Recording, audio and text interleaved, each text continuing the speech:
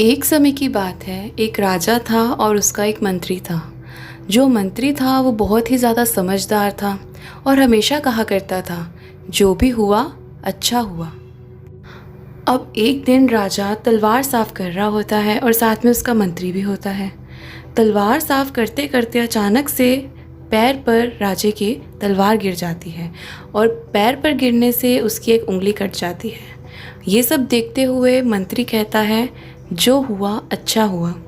जिसको सुनकर राजे को बहुत गुस्सा आता है और वो कहता है, मेरे पैर पर तलवार गिरकर मेरी उंगली कट गई, इसमें तुम्हें क्या अच्छा दिख रहा है और तुम कह रहे हो जो हुआ अच्छा हुआ।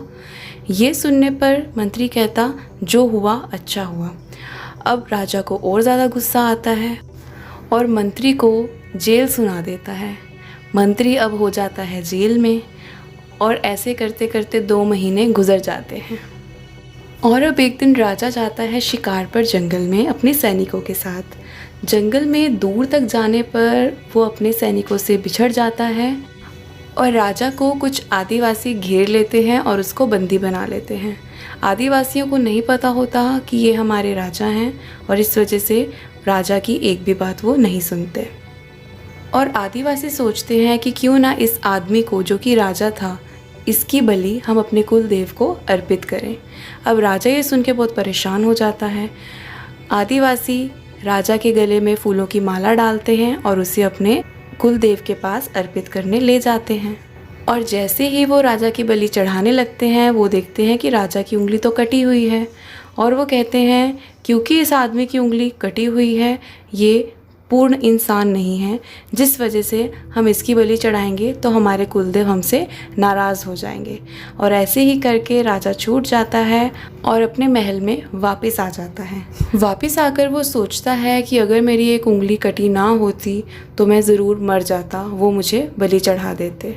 इसका मतलब ये है कि मेरा मंत्री बिल्कुल सही कहता था, जो हुआ अच्छा हुआ। और अपने मंत्री को जेल से रिहा कर देता है और मंत्री को अपने पास अपने महल में बुलाता है और कहता है कि मुझे ये तो समझ आ गई कि मेरी जब उंगली कटी थी और तुमने बोला था जो हुआ अच्छा हुआ, वो मेरे लिए अच्छा ही हुआ था, पर मैंने तुम्हें जेल में 2 महीने के लिए बंद रखा था, इसमें तुम्हारा क्या अच्छा हुआ, तुमने तो इतना कष्ट सहा। और मंत्री राजा को समझाते हुए कहता है कि मैं आपके साथ हर जगह जाता हूँ, जहाँ आप जाते हैं मुझे लेकर जाते हैं। अगर मैं जेल में ना होता तो आप मुझे यहाँ पे भी साथ लेकर जाते।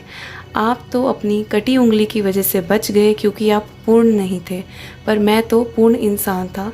आप बचकर आ जाते, लेकिन मैं वहाँ से बचकर वापस ना आ पाता, मेरी बलि ज़रूर चढ़ जाती। तो ये भी मेरे लिए अच्छा ही हुआ कि मैं जेल में था और मेरी जान बच गई। तो इसलिए जो हुआ अच्छा हुआ। दोस्तों, अगर हम अपनी लाइफ में देखें तो कई बार हम बहुत परेशान हो जाते हैं कि हमारी ज़िंदगी में क्या चल रहा है। ऐसा सब नहीं होना चाहिए, जो भी हो रहा है बहुत बुरा हो रहा है। पर कुछ समय बीतने के बाद हमें रियलाइज़ होता है कि उस टाइम अगर ऐसा ना होता तो आज हम इस पोजीशन पर नहीं होते।